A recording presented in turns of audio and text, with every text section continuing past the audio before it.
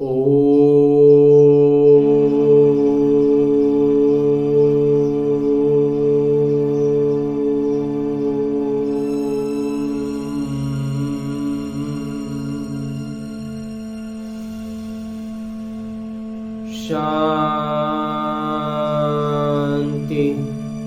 ओम शांति। बाबा बाबा ओम शांति। आज 4 मई 2023 की मुरली है, सद्गुरुवार की मुरली है।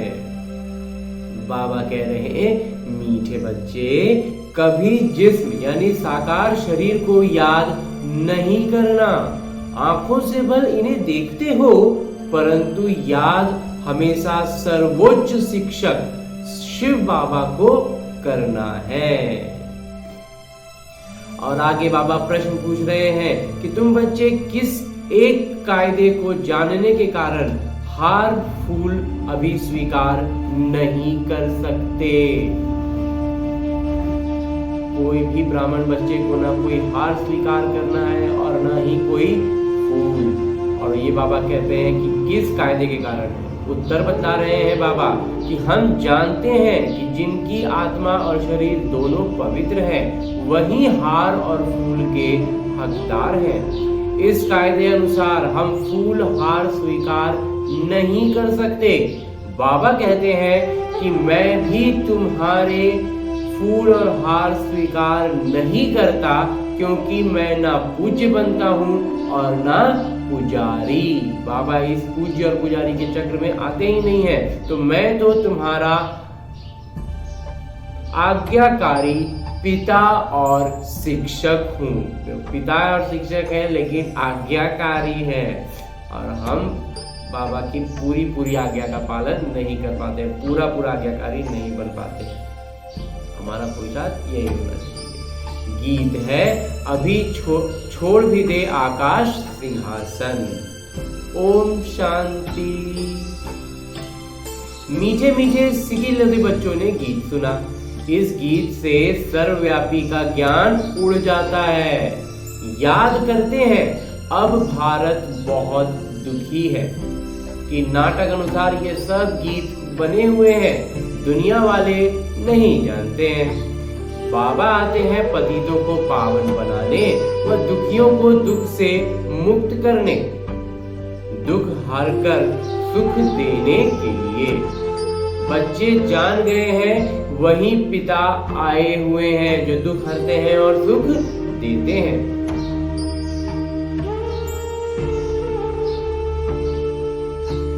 बच्चों को पहचान मिल गई है। स्वयं बैठ बतलाते हैं कि मैं साधारण तन में प्रवेश कर फिर तुम बच्चों को सारे सृष्टि के आदि मध्य अंत का राज बताता हूँ।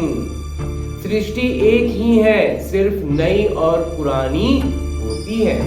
जैसे शरीर बचपन में नया होता है, फिर पुराना होता है। नया शरीर, पुराना शरीर, दो चीज तो नहीं कहेंगे ना, शरीर तो एक ही है एक ही, सिर्फ नए से पुराना बनता है। वैसे ही दुनिया एक ही है, नई से अब पुरानी हुई है। नई कब थी, ये फिर कोई भी बता नहीं सकते। बाबा आकर समझाते हैं, बच्चे जब नई दुनिया थी तो भारत नया था, सतयुग कहा जाता है। वही भारत अब पुराना बना है तो कलयुग हो गया। इसको पुरानी ओल्ड वर्ल्ड, पुरानी दुनिया कहा जाता है, और न्यू वर्ल्ड, नई दुनिया से फिर ओल्ड दुनिया, नई दुनिया से पुरानी दुनिया धीरे धीरे बन गई है। फिर इनको नया जरूर बनना है। नई दुनिया का बच्चों ने साक्षात्कार किया है। अच्छा, उस नई दुनिया के मालिक कौन थे? बरोबर वह लक्ष्मी नारायण थे। आदि सनातन देवी देवताएं मालिक थे। ये पिता बच्चों को समझा रहे हैं। बाबा कहते हैं, अब निरंतर यही याद करो। बाबा परमधाम से हमको पढ़ाने, राजयोग सिखाने आए हुए हैं। महिमा सारी उस एक की ही है। इनकी महिमा कुछ नहीं है। इस समय सब तुच्छ बुद्धि है, कुछ नहीं समझते हैं। इसलिए मैं आता हूँ तब तो यह गीत भी बना हुआ है कि सर्वव्यापी का ज्ञान तो उड़ जाता है। हर एक का किरदार अपना अपना है। बाबा बार बार कहते हैं कि देह अभिमान छोड़ देही अभिमानी बनो और याद शिव बाबा को करो। ऐसे ही समझो कि शिव बाबा ही सब कुछ करते हैं, ब्रह्मा तो है ही नहीं।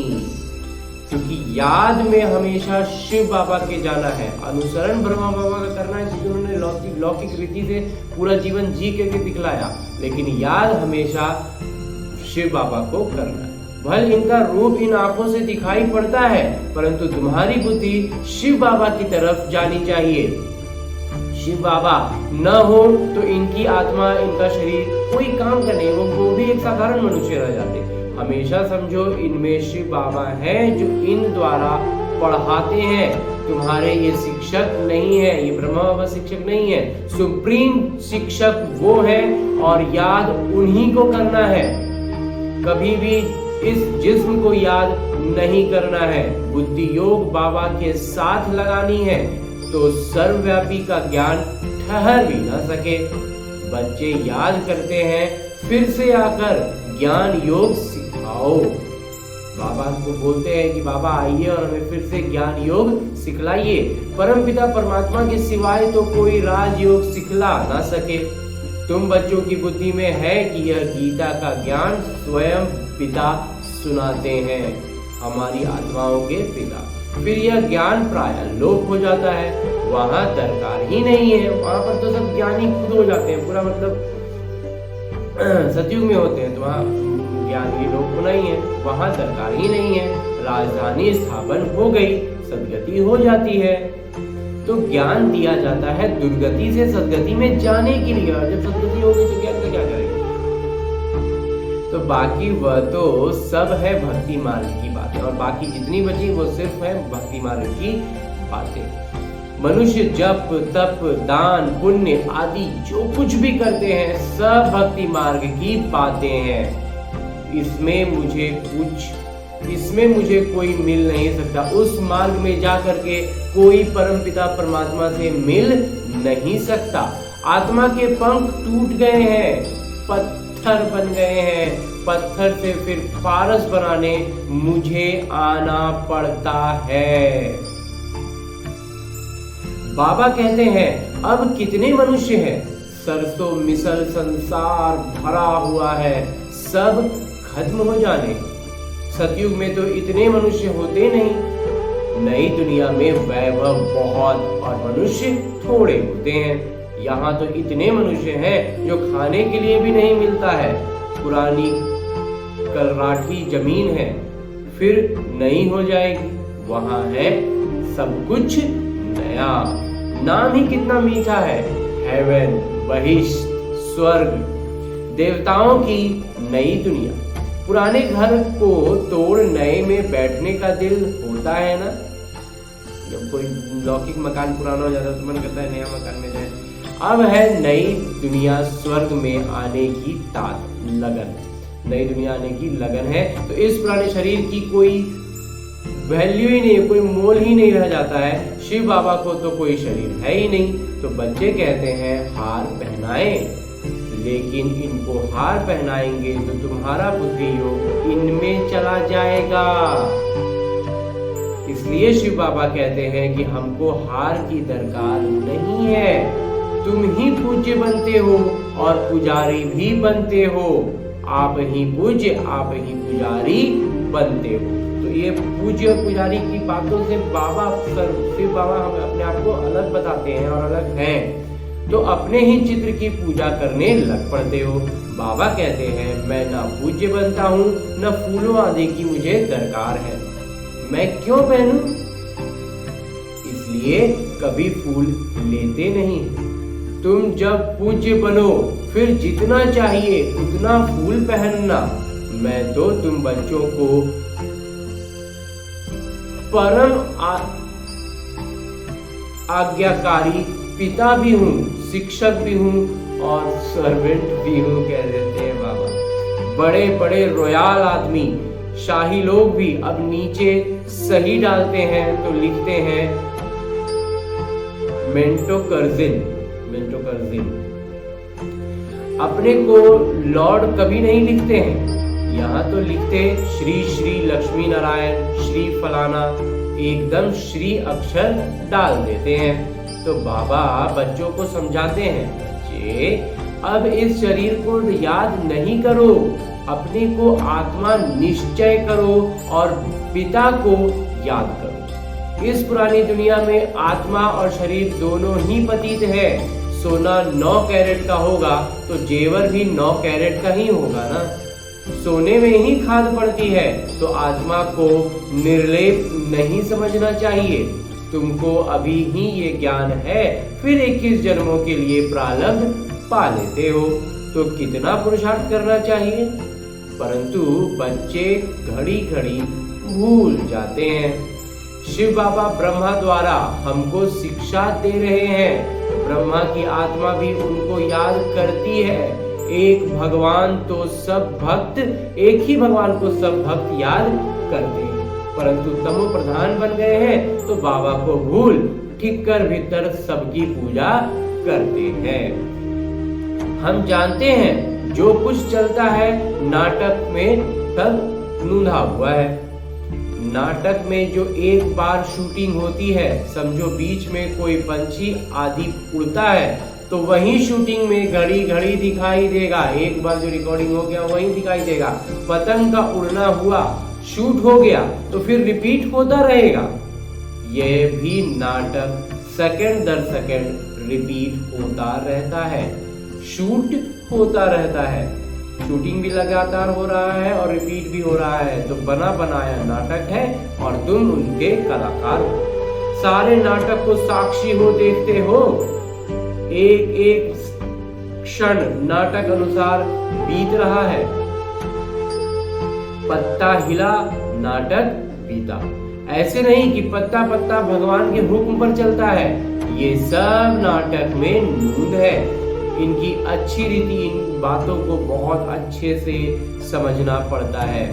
बाबा ही आकर राजयोग सिखाते हैं और नाटक का ज्ञान देते हैं।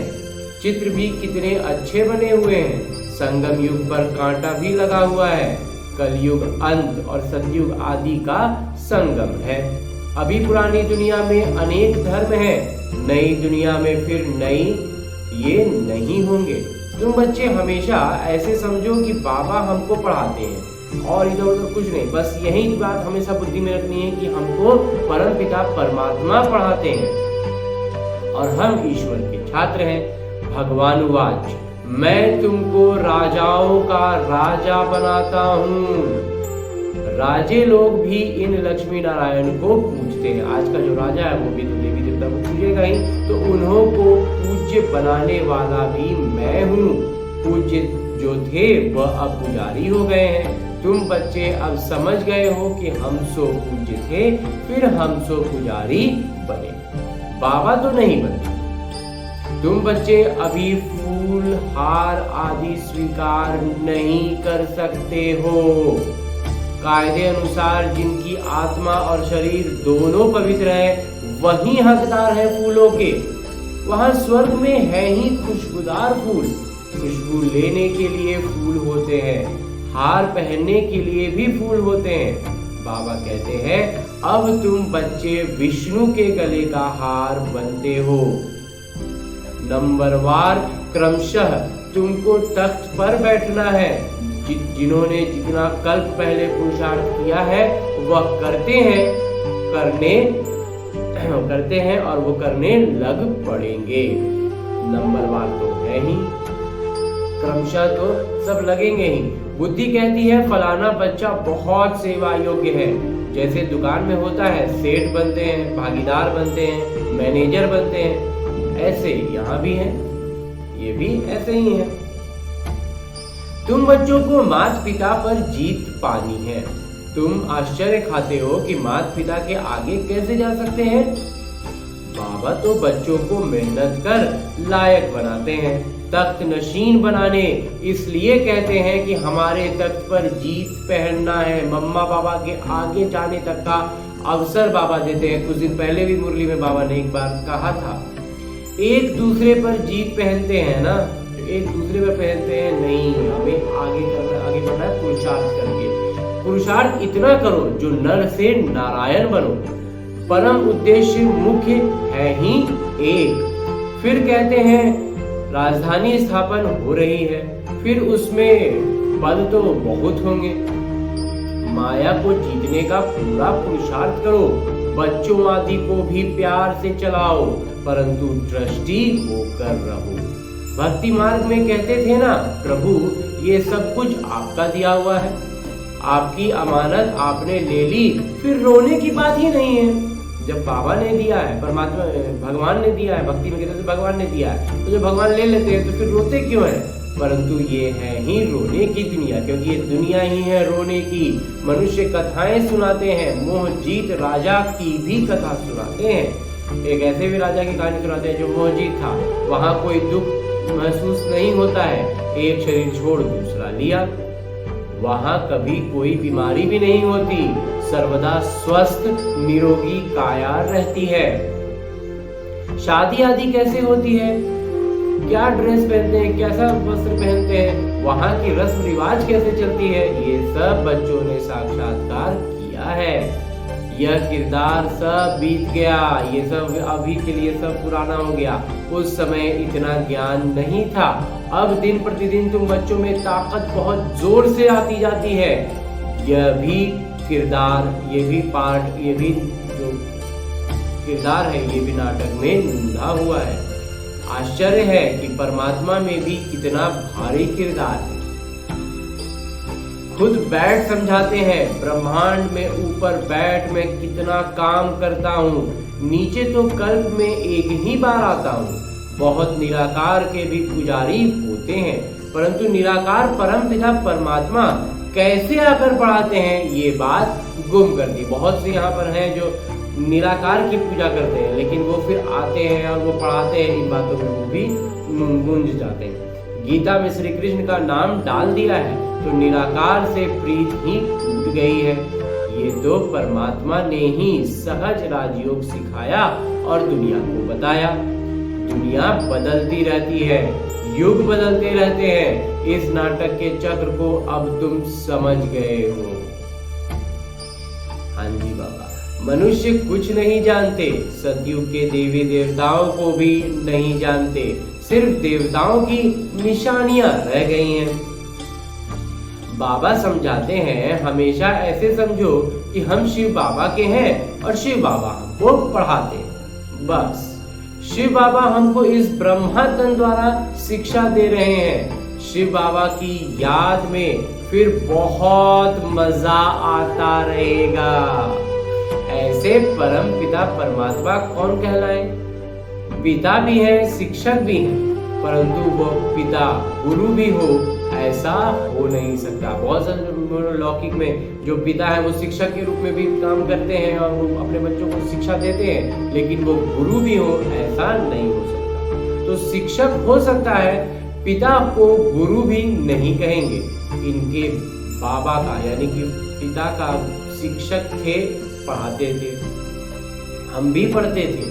वो है हद के पिता और शिक्षक। ये है बेहद के पिता और शिक्षक। तुम अपने को ईश्वरीय छात्र समझो तो भी अहो सौभाग्य। परम पिता परमात्मा पढ़ाते हैं, कितना स्पष्ट है ना। तो कितने मीठे बाबा हैं, मीठी चीज को याद किया जाता है। जैसे आशिक माशूक का प्यार होता है, उनका विकार के लिए प्यार नहीं होता है, बस एक दूसरे को देखते रहते हैं। तुम्हारा फिर है आत्माओं का परमात्मा के साथ। आत्मा कहती है, बाबा कितना ज्ञान का प्रेम का सागर है। जो बाबा है वो कितना ज्ञान और कितने प्रेम के सागर हैं। इस पतित शरीर में आकर कितना हमको ऊंच बनाते हैं। गायन भी है कि मनुष्य से देवता किए करत न लागी बात। क्षण में वैकुंठ में चले जाते हैं और एक क्षण में मनुष्य से देवता बन जाते हैं। ये है परम उद्देश्य। इसके लिए पढ़ाई करनी चाहिए। गुरु नानक ने भी कहा है, मूत पलीती कपड़े धोए। लक्ष्य सोप है ना, ये कपड़े धोने का जो लक्ष्य, ये जो हमारा लौकिक जीवन का जो कपड़ा है, ये जो पुराना शरीर है, इसको धोने के लिए हमें लक्ष्य रखना होगा, वो साबुन की तरह काम करेगा। बाबा कहते हैं मैं कितना बड़ा धोबी हूँ, तुम्हारे वस्त्र, आत्मा और शरीर कितना शुद्ध बनाता हूँ। ऐसा धोबी कभी देखा है? नहीं बाबा। आत्मा जो बिल्कुल काली हो गई है, उनको योग बल से कितना स्वच्छ बनाता हूँ। तो इनको यानी ब्रह्मा बाबा को कभी याद नहीं करना है, ये काम सारा शिव बाबा का है, उनको ही याद करो। इन ब्रह्मा से मीठे वो हैं। आत्माओं को कहते हैं तुमको इन आंखों से ये ब्रह्मा का रथ देखने में आता है, परंतु तुम याद शिव बाबा को करो। शिव बाबा तुमको इनके द्वारा कौड़ी से हीरे जैसा बना रहे हैं। अच्छा, कभी भी किसी भी, आज की मुरली में बाबा ने जो कहा कि निमित्त को कभी नहीं देखना है, हमेशा शिव बाबा को ध्यान में रखना है, शिव बाबा को याद करना है, उनकी शिक्षा को अनुसरण करना है। आगे है कि मीठे मीठे सिकिलरे बच्चों प्रति माता पिता बाबा का याद प्यार और आशीर्वाद। रूहानी बाबा की रूहानी बच्चों को नमस्ते। हम रूहानी बच्चों की ओर से रूहानी बाबा को याद प्यार और प्रणाम। धन्यवाद बाबा, धन्यवाद। मुरली के लिए भी धन्यवाद और इस अनूठे अलौकिक ब्राह्मण जीवन के लिए भी बहुत बहुत बहुत धन्यवाद। आगे धारणा है कि हम ईश्वरीय छात्र हैं, भगवान शिक्षक बन पढ़ाते हैं। इस स्मृति में रहना है कि जो परमपिता परमात्मा है वही शिक्षक बन के हमें पढ़ा रहे हैं। घर गृहस्थ में रहते पूरा पूरा ट्रस्टी बनना है। अभी हार फूल स्वीकार नहीं करने हैं। विष्णु के गले का हार बनने के लिए माया को जीतने का प्रचार करना है। और आगे बाबा वरदान दे रहे हैं। वरदान देते हुए बाबा कहते हैं पहले आपके विशेष गुण द्वारा सर्व के प्रिय बनने वाले सफलता मूर्त भव। एक दूसरे को आगे बढ़ाने का गुण, अर्थात पहले आपका गुण परमार्थ और व्यवहार दोनों में ही सर्व का प्रिय बनाता है। बाबा का भी यही मुख्य गुण है। बाबा कहते हैं बच्चे पहले आप, तो इसी गुण में फॉलो फादर करो। यही सफलता प्राप्त करने की विधि है। जो बाबा के प्रिय, ब्राह्मण परिवार के प्रिय और विश्व सेवा के प्रिय हैं, वही एवर रेडी है, वही सर्वदा तैयार हैं स्वर्ग और वैकुंठ में राजाई पद लेने। और अंत में स्लोगन है, मुरली का उपदेश है कि मनन शक्ति के आधार से ज्ञान खजाने को अपना बना लो तो विघ्न विदाई ले लेंगे। मनन शक्ति को अगर आधार बना लेंगे तो ज्ञान खजाने को अपना बना लेंगे तो विघ्न स्वतः ही विदाई ले लेंगे। ओम शांति बाबा।